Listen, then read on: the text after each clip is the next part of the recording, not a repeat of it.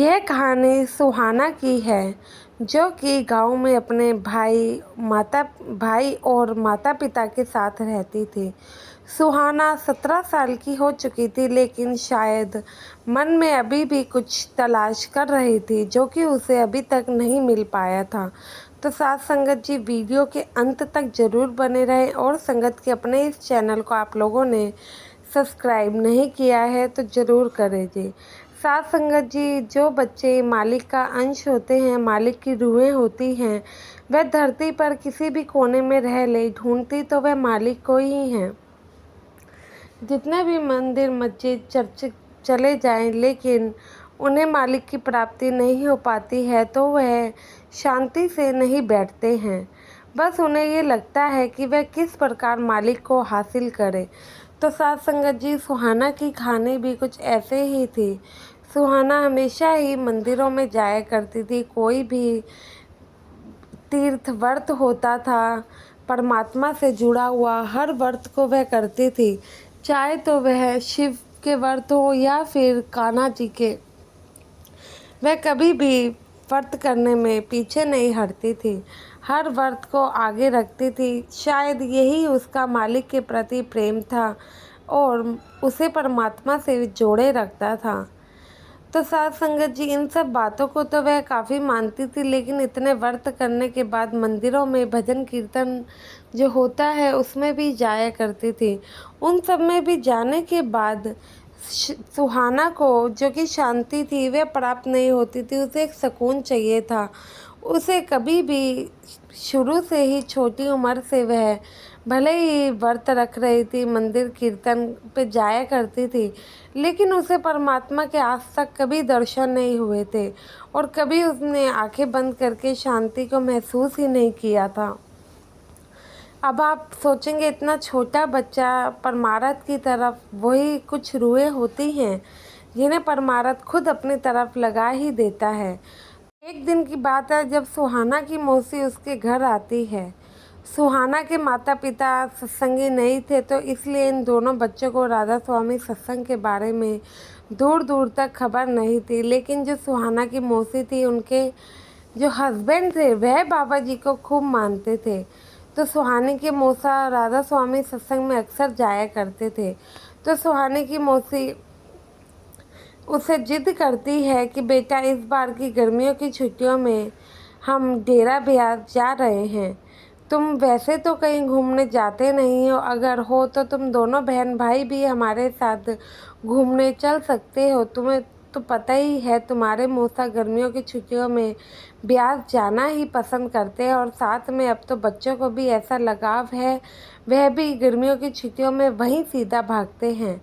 अब यह सुन के सुहानी एकदम खुश हो जाती है और सोचती है कि मौसी के साथ चली ही जाती हूँ, घूमने का अलग से मज़ा तो मिलेगा। वह अपने भाई और अपना सामान पैक करके मौसी के साथ उनके घर चली जाती है। फिर वहाँ से 2 दिन के बाद ये सब लोग डेरा ब्यास के लिए निकल जाते हैं। जब डेरा ब्यास के लिए निकलते हैं, ट्रेन में एकदम सब चीज़ें लाइन में थी और इतना सब कुछ पूरा मैनेजमेंट में देख के सुहाना भी पूछ लेती है कि मौसी, ऐसा तो किसी ट्रेन में नहीं हुआ, ये ट्रेन इतनी मैनेजमेंट में कैसे हैं? सभी लोग अपनी जगह पे और कोई ना कोई शब्द गुना ही रहे हैं और सबसे प्यार से जीजी करके भी बात हो रही है।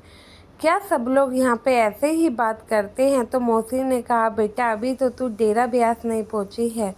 जब तुम डेरा ब्यास पहुँचोगी तो वहाँ के लोगों की विनम्रता तो शायद तुमने आज तक देखी ही नहीं होगी।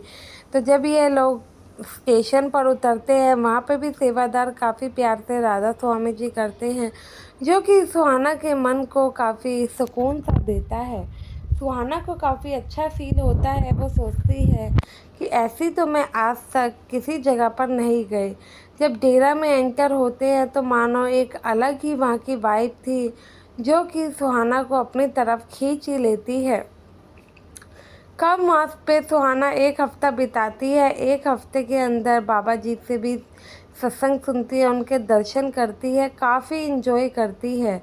शायद अब सुहाना यह सोच रही थी कि जिस चीज़ की उसे तलाश थी वह अब उसे मिल चुका है। अब वह भजन सिमरन का मतलब समझने लगती है। पूछती है कि मौसा जी, हर सत्संग में नाम की कमाई करो, नाम ही साथ जाएगा, इन सब का क्या मतलब है? तो मौसा जी भी विस्तार से बताते हैं कि बेटा, कोई भी शास्त्र में हमें मालिक का एक नाम दिया जाता है, यहाँ पे भी हमें भजन सिमरन मिलता है जो कि हमें करना होता है। अगर तुम हिंदू धर्म की बात करो, वहाँ पे भी किसी भी भगवान को मानोगे, जैसे कि राम जी हो गए, तो उनका तुम राम नाम का भजन सिमरन कर सकती हो, या फिर हनुमान जी हो या फिर राधा किशन जी, उनका राधे राधे होता है। और जो हनुमान जी होते हैं उनका भी जय सिया राम जय हनुमान होता है। सबका अलग भजन सिमरन है सब, पर तुम किसी भी एक भजन सिमरन को करके उन्हें समय दे के मालिक की प्राप्ति कर सकती हो, उनके दर्शन पा सकती हो। इससे तुम पे मालिक की अपार कृपा रहेगी। मालिक तुम्हें नेक रास्ते पर लेके जाएंगे और तुम्हारे मन में जो कि गलत विचार आते भी होंगे वो भी नहीं आएंगे। जब वे भजन सिमरन का मायने समझती है तो काफ़ी हैरान होती है, और मानो कि अब ब्यास वो जगह थी जो कि वह इतने सालों से ढूंढ रही थी। ब्यास आके सुहाना की खोज आखिर पूरी हो ही जाती है। वह अपनी मौसी का भी शुक्राना करती है, और ब्यास में जितने भी दिन उसके पास थे वह ब्यास में सुख शांति से अकेले में भी समय बिताती है, और बाबा जी के सत्संग सुनने के बाद उनसे अपने मन के सारे सवाल करने लगती है। अब वो समय आ गया था जब यह लोगों को अपने घर जाना था। घर जाने का समय ही भले आ गया था, लेकिन सुहाना का तो बिल्कुल ही मन नहीं था कि वह डेरा ब्यास को छोड़कर भी जाए, मानो कि उसका मन लग ही गया हो। तो वह अपने मौसा मौसी से कहती है कि अब आप मुझे हर साल यहाँ पे अपने साथ लेके आया करो। ऐसे ही जब सुहाना धीरे धीरे सत्संग भी जाने लगती है और भजन सिमरन का मतलब समझ के बाबा जी के भजन सिमरन लेने के लिए पर्ची भी कटवा आती है। भजन सिमरन लेने के बाद अब वह मालिक को समय देती है और अपने मौसा मौसी के साथ साथ मालिक का भी शुक्राना करती है, जिन्होंने सुहाना को अपने आप से जोड़ दिया। तो साथ संगत जी, ये थी हमारी सुहाना की साखी, जो कि सुहाना की खोज तो ब्यास में जाके पूरी हो ही गई, या फिर बाबा जी ने सुहाना को अपने पास खुद ब्यास बुला ही लिया, क्योंकि वे अपनी रूहों को बिछड़ने नहीं देते हैं। आशा है आप भी ऐसे ही मालिक की कृपा को समझेंगे। वीडियो अच्छी लगी हो तो लाइक और कमेंट में राधा स्वामी लिखना ना भूले। गुरु प्यारी साथ संगत जी, आप सभी को राधा स्वामी जी।